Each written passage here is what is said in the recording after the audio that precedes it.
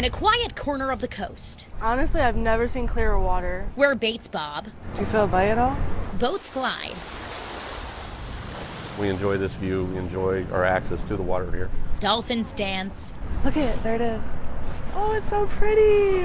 And the smell of fresh seafood. And try all these great restaurants. Yeah, it's good. Drifts from 12A buoy. Yeah, it's kind of our getaway little nook for eating, yeah. Fisherman's Wharf is old Florida. Oh yeah, it's really beautiful. But underneath this treasured land, could something else be lurking? So what if I told you that all of this land here is contaminated? Contaminated. What's the contamination? What's the details? Is this like chemicals? What's going on here? I had the same questions after reading this letter from the city of Fort Pierce's lawyers, saying the city is under the impression Fisherman's Wharf is contaminated. But with what, from where, and for how long? Is it diesel? What's it from? The letter doesn't say, but it's written to the lawyers of Pierce One Marina, the controversial development proposed for this very site, a process that started in 2020. It's been almost 5 years since Fort Pierce issued a request for proposal to develop 3.2 acres of Fisherman's Wharf. In 2021, the City Commission unanimously voted to sell the land, entering into this agreement with developer Chris Shelley for Pierce One Marina. The proposal promised docks, a boardwalk, retail, restaurants, even homes, but it came with pushback. I got something to fight about down there. Mike Jenkins owns the land 12A buoy sits on. It's been in his family for decades. That's my dad when we had the Black Pearl bait and tackle shop. Back before the iconic restaurant was ever established. That there is probably, I would say, probably 1970, middle 70s. Jenkins and at least 250 others signed a petition in 2023 to block the development, fearing they'd lose the wharf's old Florida charm and public access to the Indian River. And we told them, no way, or you're going to close our boat ramp down. We don't have enough boat ramps now. Then everything stopped, but not because of the backlash. In a lawsuit, Shelley's attorneys claim the city sold him land it did not own. Turns out nearly half of it belongs to the state of Florida, not the city of Fort Pierce. In the original deed from 1954, the state agreed to let the city use 1.7 acres of Fisherman's Wharf for just $1, solely for public use. The agreement was clear. The city could never sell, lease, or give the land to a private person, firm, or corporation, or else ownership of the land would revert back to the state. We did know that there was a reverter clause on the land. That's Mayor Linda Hudson in a city commission meeting in March of 2023, telling commissioners about the deed restriction. What she did not know is how much it would cost to buy the land from the state. The only way you find out what that price is and what it's going to be is by saying, here's what is going to happen to this piece of property. In that same March meeting, the city's attorney, Tanya Early, said she started asking about the cost in 2021. Miss Early, is that right? But with no answer, the city sold the land anyway. Emails I uncovered through a public records request show it wasn't until March of 2023 when the state told the city it would cost $1.9 million to lift the deed restriction. That's more than 2 years after the city put the land up for development, and at least a month after the city signed a deal with Chris Shelley. I'm upset right now because I feel that, this should have been taken care of or known, before we signed into the contract. Commissioner Arnold Gaines grew frustrated when the commission voted to ask Shelley to cover the $1.9 million deed release.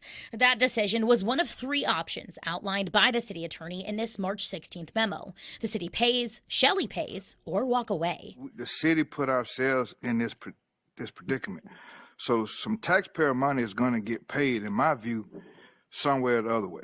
Either we're going to say yeah or no. If we say no, we know we're going to face a lawsuit. Gaines was right. This February, Shelley's attorney filed this complaint, suing the city for $50,000 in damages, alleging breach of contract. It claims after the city decided to revisit the issue with Shelley, the former city manager told him the project had, quote, lost the support of the city commission, and that Pierce One should find a new development site. Last summer, Shelley told me he lost $1 million he invested in the project. They can either, pay us back the money that we spent, or we're going to have to end up in a courtroom. But on March 3rd, just weeks after Shelley filed his lawsuit, this letter I obtained through public records shows the city's attorneys told Shelley's attorney the site is likely contaminated.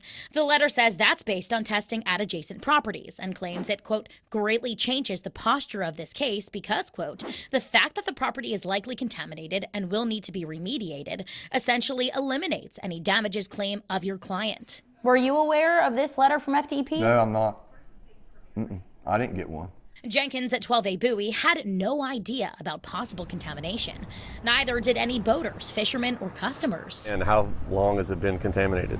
If it's something that the state knew about or the county, city knew about long ago, then why wasn't anything done? If they're having to do all those tests, then they probably should not have people out here. That's insane. They wouldn't make that more known to the public also. Are you surprised by that? Do you feel like you should have been informed if there's... Well, I should have been informed about a lot of stuff. I should have been informed my property was having a RFP put out on it too. I reached out to the city of Fort Pierce for comment. A spokesperson told me the city does not speak about ongoing litigation. This document I obtained shows the city gave the state permission this past February to test the soil and groundwater at Fisherman's Wharf and treat it if needed. But it's unclear if FDEP ever conducted those tests. The document says the suspected source of contamination is next door, part of Fort Pierce that's owned by St. Lucie County. So I called the county. It told me long before this controversy, it bought the port in 2018 and designated the land a brownfield site, a term for land that might have hazardous materials. A county spokesperson told me they didn't suspect any danger, but asked FDEP to test the old citrus packing house land to make sure it was safe. St. Lucie County tells me it's still waiting on final results. I contacted FDEP multiple times by email, phone, and through records requests. I'm still working to get a response. I did find 3 environmental test reports on FDEP's website, dated this January, February, and March. They show contractors tested parts of the port for arsenic and other metals, but found nothing out of the ordinary. Without knowing the results of Fisherman's Wharf, Jenkins is worried about the future. We don't want to lose a boat, a restaurant, a boat ramp, and especially a boardwalk for people to fish on. For Jenkins, it's a lose-lose. If the land is contaminated, he may have to pay to clean it up. So you could be on the hook for this? If it's on my property. If the land isn't contaminated, the city's back in court, facing a $50,000 lawsuit. We'll all pay, and our taxes are through the roof right now. Paying for a project that may never happen. A project Jenkins. That's me right there. That's out on Jenkins Road. Feared would change his view of old Florida in the first place. Got a lot here, got a lot to fight for. And we are going to fight for it.